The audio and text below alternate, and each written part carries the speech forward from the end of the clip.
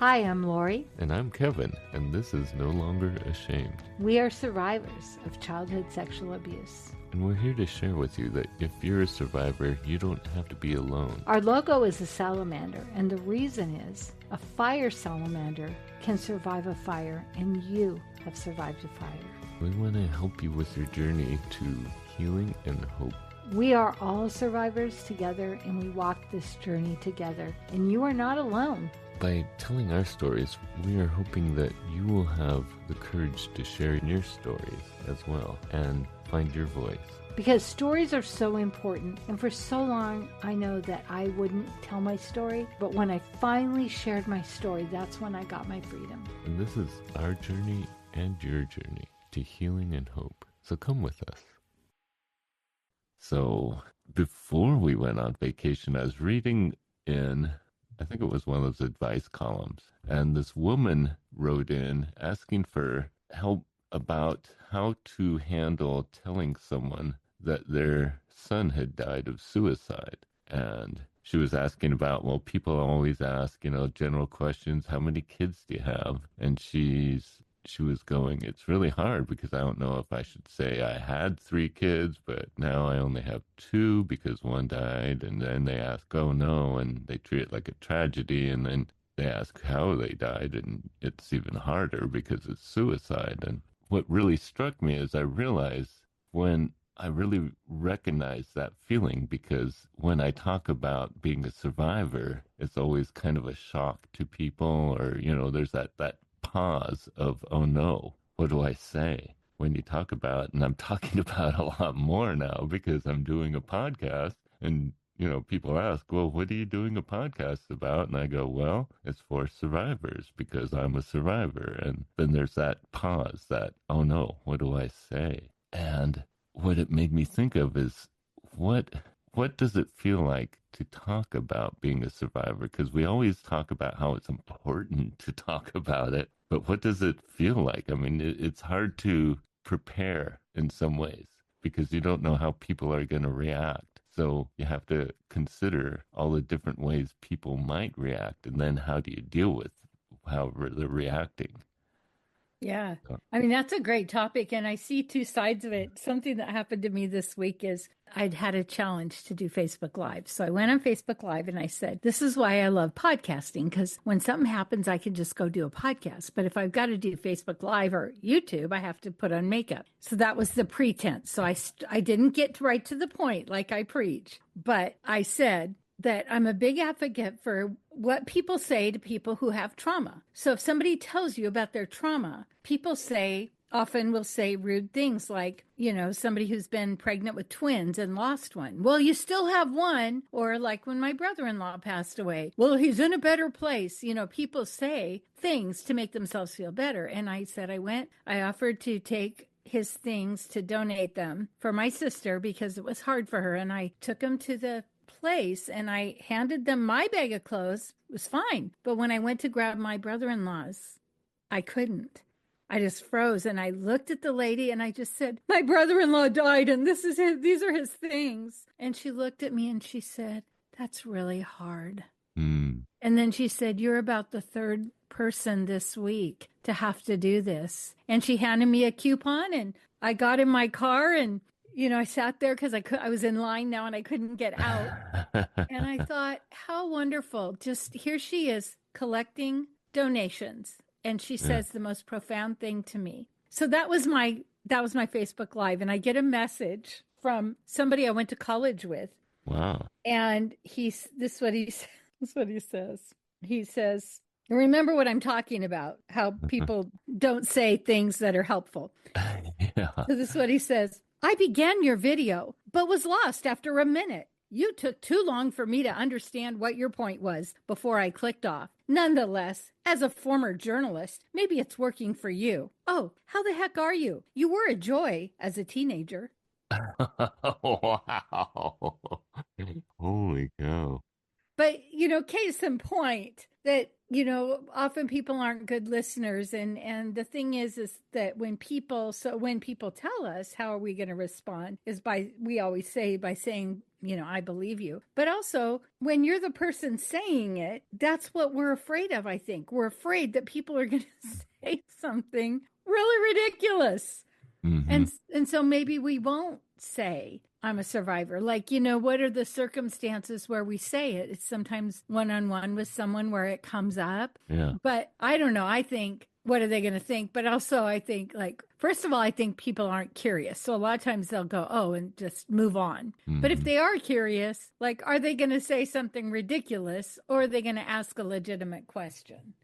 Yeah. And then what? Do you tell them, if they say something ridiculous, you just kind of have to move past it and act like it's not a big deal, or, you're not affected by what they said. Sometimes what they said really affects you, and you don't want to get emotionally drawn into it. Mm-hmm.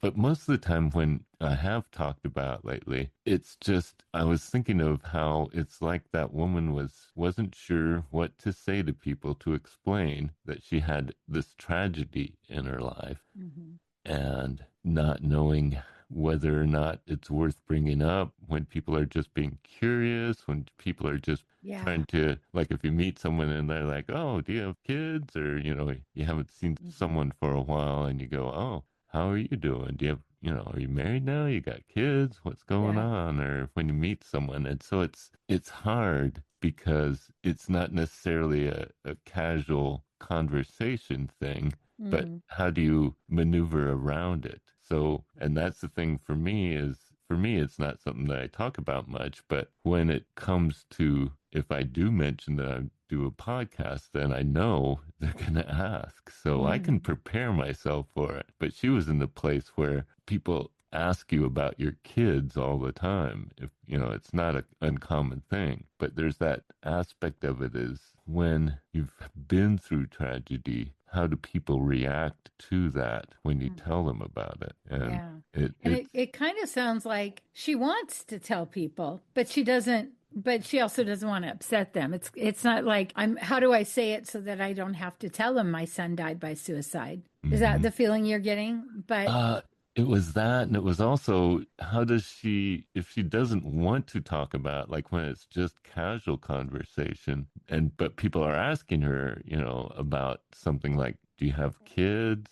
Have you had kids? And she'd be like, well, do I include the fact that I've had 3 kids and one of them's passed? Or do I just say I have 2 kids now? That kind of thing. And so she's trying to maneuver around the fact that there's this tragedy and it's not really always appropriate to talk about, but you asked, so this is what happened, that kind of thing. I think it's good to kind of put it out there and talk to people and practice. But also, like if people ask me, I say I have 3 kids, but then if they start asking about them, I don't want to tell them about my youngest son who's really struggling, because the experience I've had is being the mother of a drug addict is the first inclination is I must be codependent and it must be my fault.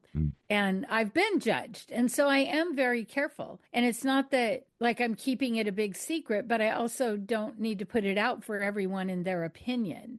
And so it's a different situation, With everyone. Yeah. Right. But also people don't need to know it all. And we always have a right to say, we can talk about that later. Or if I'm talking with someone and I'm really feeling a vibe and a connection, I'll feel safer to say things. Yeah. But sometimes you're talking to someone and you don't feel that vibe. In fact, it's almost like, tell me stuff about you so I can use it against you.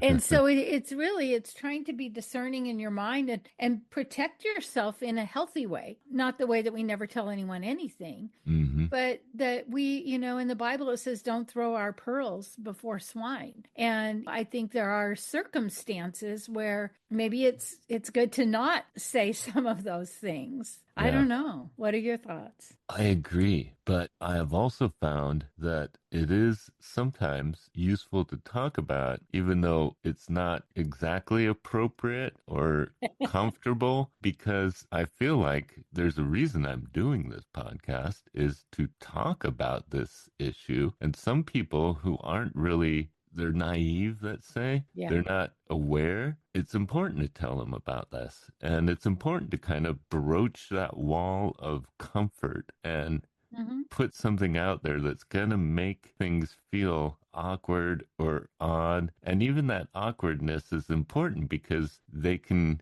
say things or do things that aren't really helpful, but then you can talk to them about it in a way that they understand it more. So I think for me, I feel like because I've had this come up, partly because Charnel talks about it a lot. And she will bring it up even when I'm not ready to talk about. And all of a sudden I'm talking about. And I realized even when I felt like, okay, I really don't want to deal with this. I don't think this is a great time. I don't think this is the right setting. But here we go.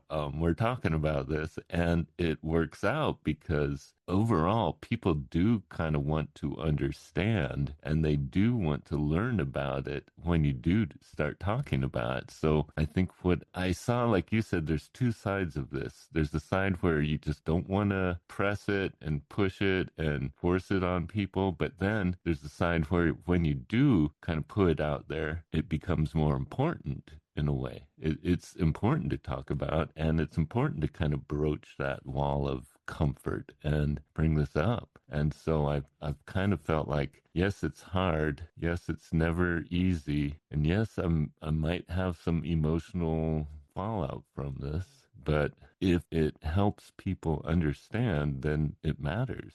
And our job isn't to make other people comfortable with our No. pain. And yeah, but what I think, this is what I think is really interesting, that when you talk about it, people are curious and then you have to say more. And I don't know if it's because I've been in networking situations or what the difference is, but when I say, oh, and I have a podcast, it's called No Longer Ashamed for people with childhood sexual abuse. Very, very rarely does anyone ask me any questions. Seriously, I can't remember one time I've had to say where they could find it or watch it or Yeah. and I'll bring it up for that reason. And Yeah. and then as a coach, I just kind of sit there and go, isn't it funny that nobody's curious? Yeah. You know, and like, did I say it weird? Did I say it in a hands up way where I'm like saying don't, I don't know. It's just funny. So for me to hear you saying this, I think it's really interesting. And, you know, and there are things in our lives that we may not want to talk about, but also if we're going to talk about them, that, you know, let's not feel the shame. Like, you know, remember when you had the guys in your bathroom that were remodeling and you worked through that. And I think that was part of a process to where we get to a place where, you know, it's not like we're going, I'm a billionaire. You know, we're like, I was abused as a kid. You know what I mean? That usually will make people uncomfortable. But also, if they're curious, you always explain it in such a gentle, caring way. You're never in somebody's face about it or, you know, anything like that. Yeah, well, I think that's why this question she asked of the guy, you know, how do I bring this subject up, made me think about it because when you've gone through trauma, you have that tragedy, it feels like, in your life. And you don't ever want to discuss it, but if you're dealing with it, then you kind of have to discuss it because people are wondering why you're going through this therapy, why you're doing these things, all this stuff. So why do we hide that well, there's the shame, but there's also, we're trying not to make them feel uncomfortable. But at the same time, I think it allows them to approach things in their lives that they might need to deal with. And so, yeah, I've had people, they're curious about it. They want to know. And, you know, I know some people who aren't even survivors that listen to the podcast because they want to know more about it and they want to learn what this is like to deal with. And I think that's why it's important to talk about these things because, yes, tragedy happens. Yes, people lose family members to suicide or other tragedies, drug overdose, alcohol, you know, and it's never easy to talk about.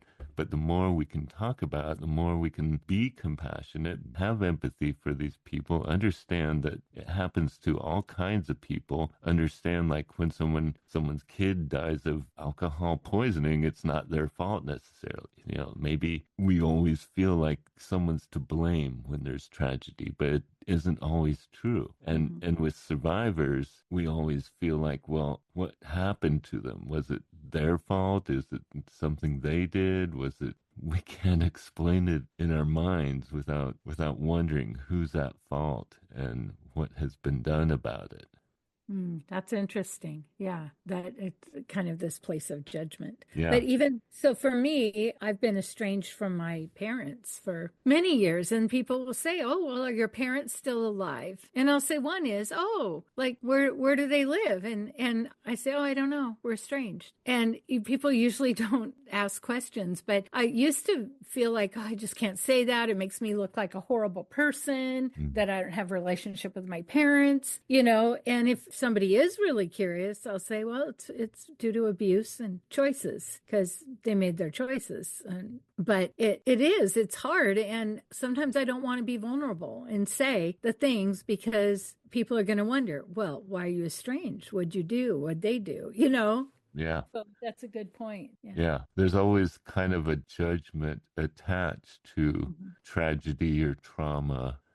Even though it's not spoken, or even when it's not spoken, it feels like there is. Yeah. And I think that's also a lot of the times why we get this kind of vacant response, because they're passing this judgment, but they don't want to say it. Yeah. So they're just holding on to it, but there's that unspoken thing up there that they're holding on to and so yeah, it's hard, and it just made me recognize it just, I guess, when I read the letter she wrote, I was thinking, I know exactly how she feels. And then I realized what that feeling was being judged, someone passing that judgment. And right now I feel it, but I don't care as much as I used to. Yeah. And that is because I've been doing this, and I realize what people think of me really isn't my business. And it doesn't matter that much in the long run. It doesn't affect me in most of my life. I'm going to be who I am regardless of what people think of me. So I might as well be who I am. And then how does it feel when you think about it like that? Well, and that's why I want to talk about this is this feeling has evolved over the years. And now I don't really have a lot of feeling attached to speaking about it, talking about the podcast, talking about being a survivor. But there are times, and it kind of depends on who I'm talking about it with. If it's someone that I feel, like you said, comfortable with and can explore things with, and there's more feeling because I'm allowed to express kind of how I feel without feeling judgment.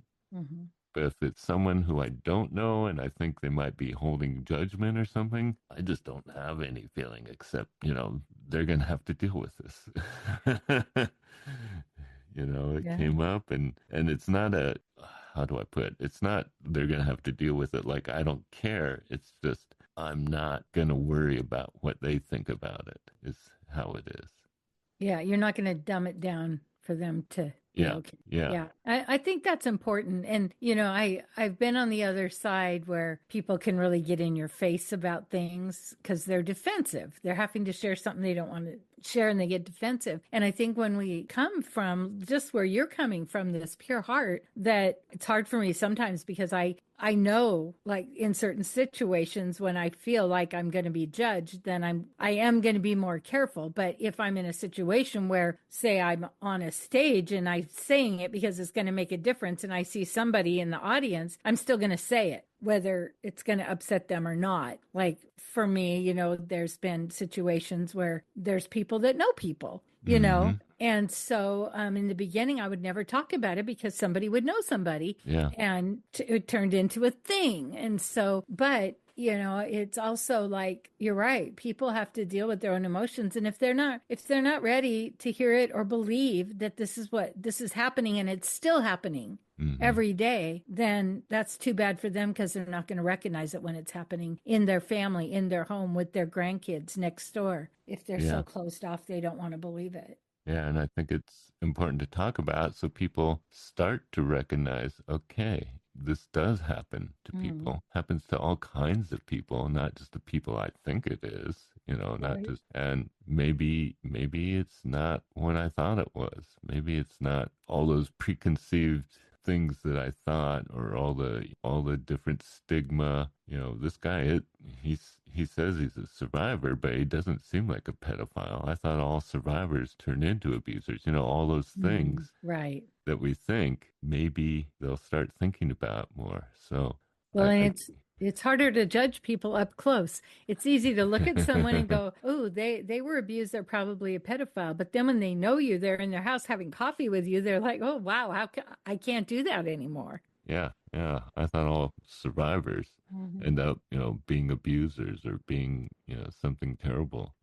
But he's not like that. What's going on? Yeah. So that is where I think I've changed the most, is recognizing that talking about is so important. Talking about really matters, even when it doesn't seem the appropriate time. It doesn't seem the most comfortable setting. It doesn't seem like, this is what people, you're going to be a total party downer or whatever, Oh, here he goes, talking about being abused. Oh, no. But also, I think too, even if somebody's uncomfortable with it, if we're strong in who we are, when we're struggling, then that's harder because we're more vulnerable. But also, maybe it doesn't really connect with them. But then maybe they, in a week or so, they have coffee with a friend who says, "Oh my gosh, I don't know what to do. My kid's kid is being abused at school or whatever." They go, "I just talked to a guy. You got to talk to him." Suddenly, you've become the resource. Yeah. Or they might recognize that this is happening when they didn't think of it before, or think of that it does happen even when you don't think this isn't something that would happen to them. Right. And it happens right under our nose and we don't even believe it. So yeah. So maybe people will be more aware and do something. Yeah.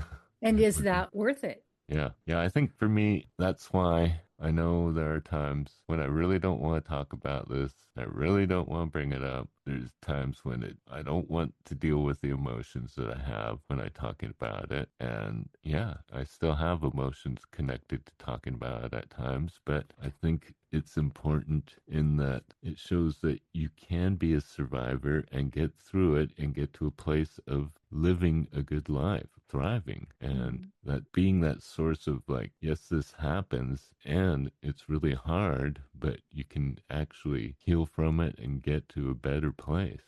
Yeah. Yeah. That's hope. Again, it's hope.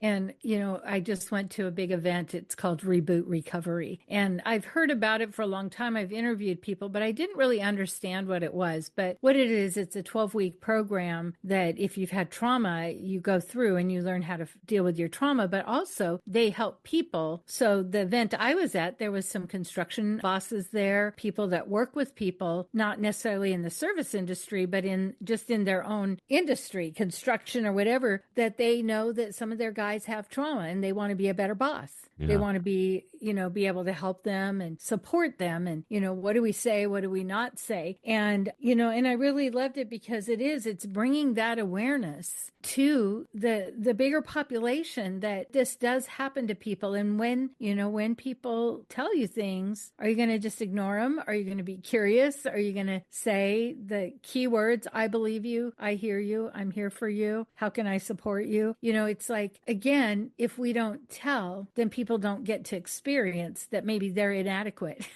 at hearing.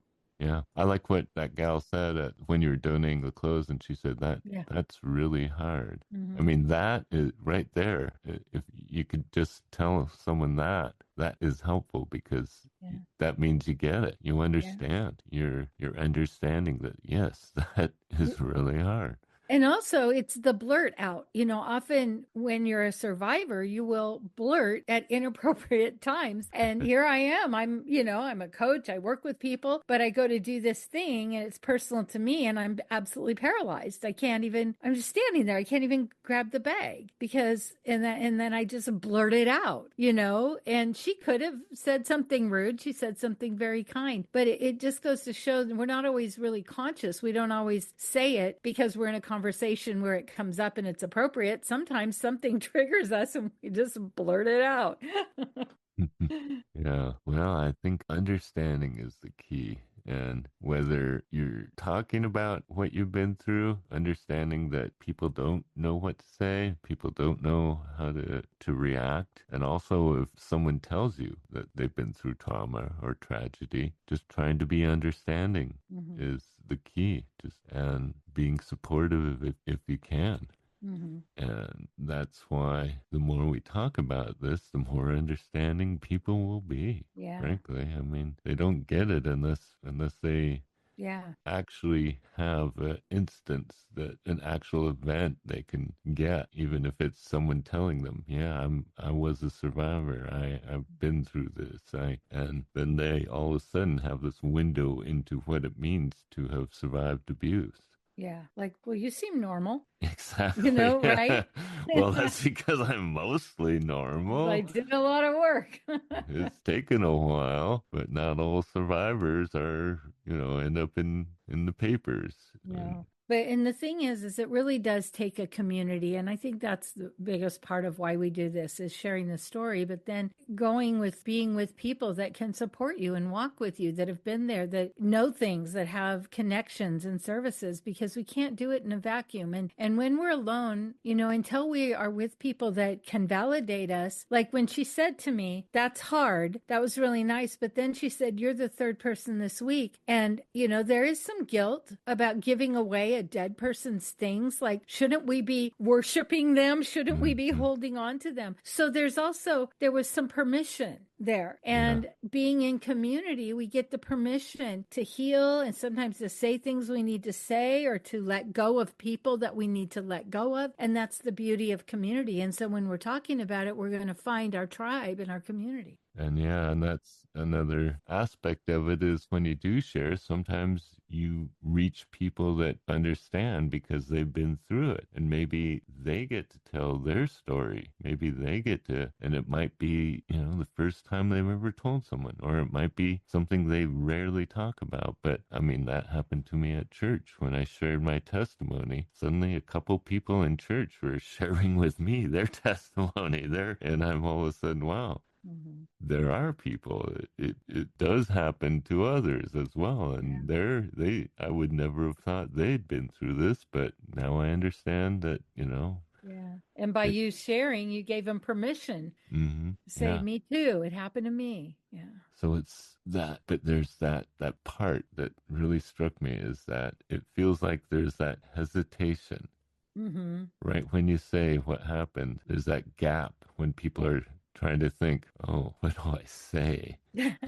And I think it's important to realize that everyone does that. At least, when I've talked about. So when it happens, when you do talk about, and there's that pause, and then people don't know what to say, give them grace, because they don't know what to say. Don't force this on people and expect them to deal with it well.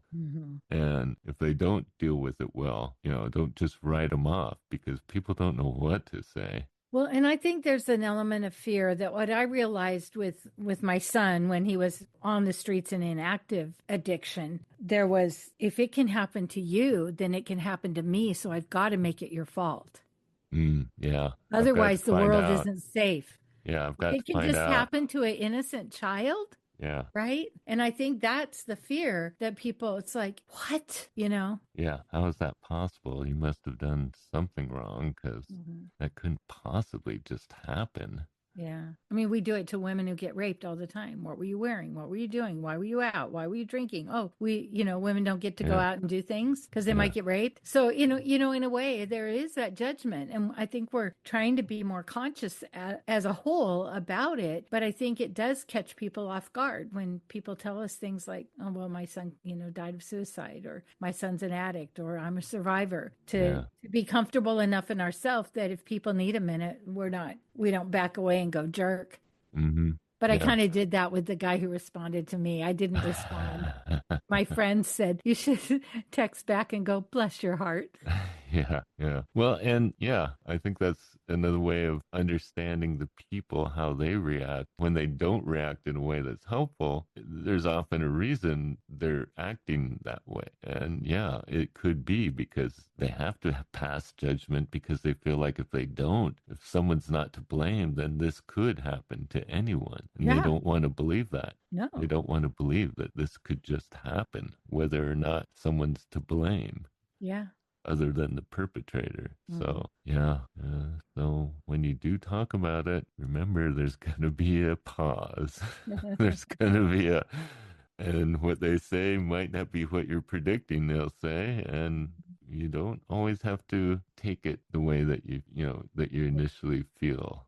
Yeah, if it's a bad response, it doesn't define you. That does not define you with their thought about whatever you've said. Yeah. And it might not even define them. It might just be their first reaction, their gut reaction. And then when you talk about it more, explain it more, they might change. They might start to understand. So it's hard not to just want to write someone off when their reaction is, so negative or so judgmental. Mm-hmm. But again, when we've got support and we're doing the work, then we can be okay in spite of any of that. Yeah, but keep talking about it. I think that's what my point was, is yes, it's hard to talk about tragedy. It's hard to talk about trauma. We don't know what to say and we don't know what to expect, but this is how we get more understanding. This is how that people realize that this is happening and they should be aware of it and how they can help people that have been through it. So that's it for today. We are going to have a prayer time if you want to stick with us. If not, we believe in you. We want to hear from you. We want to hear your stories. If you like this podcast, please rate and review, because that's how other people can find us. And we really want to spread this message. Father, I thank you for all your blessings and for the fact that with your Holy Spirit in us, we know what to say. We know what to share. You've been guiding us. You've been healing us with your Holy Spirit. And Lord, I just pray for those who are listening that you would fill them with your Spirit, that they would feel confident to talk about this and confident in your love for them, so they wouldn't have to feel ashamed or feel judged, that they could feel your healing and your love for them and your hope in their lives, Lord. And I just pray that you would inspire them to be comfortable to share in a way that is helpful to them, that they can share with the people that can support them and be there for them, and that you would be there for them when they're feeling alone. I just pray that more people would be confident and brave enough to share their story to help them to get to that place of healing. In your name I pray. And Father, we know that this is abhorrent to you as well. And whatever we can do to change the future, I think that's what you're calling us to do, to make a difference, to spread the word, to help make this world a safer place for kids. And so, Lord, I pray that if we feel the prompting, that we'll listen. And I think that there's, it's like we don't get healed overnight, and we don't tell our story and then we're out of pain. The pain comes and goes, and it is a journey and a process. But I'm so grateful that we have you, that we have communities that can support us, people that can be there for us and believe us and love us as we walk through all of this. And that, Lord, that we, like I said, you look normal, like we can be normal, look normal. Our past doesn't define us, but it can change the future, and it could change the future for some child if we're willing to speak up. And so I pray that you'll help us to move forward, to do all the things we can to make this world safer for children. In your Son's name, amen.